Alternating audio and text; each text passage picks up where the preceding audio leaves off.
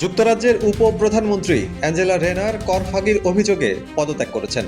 শুক্রবার তিনি লেবার পার্টির ডেপুটি লিডার পদও ছেড়ে দিয়েছেন। এটি বর্তমান প্রধানমন্ত্রী কেয়ার স্টারমারের জন্য একটি নতুন ধাক্কা। ৪৫ বছর বয়সী রেনার হলেন মন্ত্রী পরিষদের অষ্টম সদস্য, যিনি স্টারমারের সরকার থেকে বিদায় নিলেন। স্টারমারকে লেখা চিঠিতে রেনার কর ফাঁকির কথা স্বীকার করে বলেছেন, আমার ভুলের জন্য আমি সম্পূর্ণ দায়িত্ব নিচ্ছি।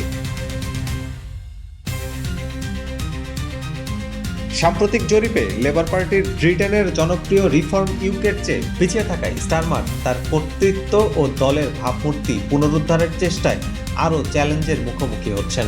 এই সময় ডেপুটি হারানো তার জন্য বিশেষভাবে ক্ষতিকর।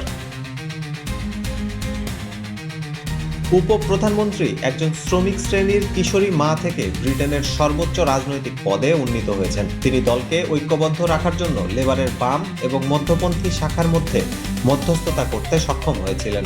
প্রসঙ্গত, স্টারমারের সরকার যে ৮ জন মন্ত্রী পরিষদ সদস্যকে হারিয়েছেন, তাদের মধ্যে 5 জনই অন্যায় কাজের জন্য পদত্যাগ করেছেন। ১৯৭৯ সালের পর থেকে ব্রিটেনে স্টারমারের সরকারেই সবচেয়ে বেশি মন্ত্রী পদত্যাগ করেছেন। হাসান রয়েন, উইকলি ক্লাব।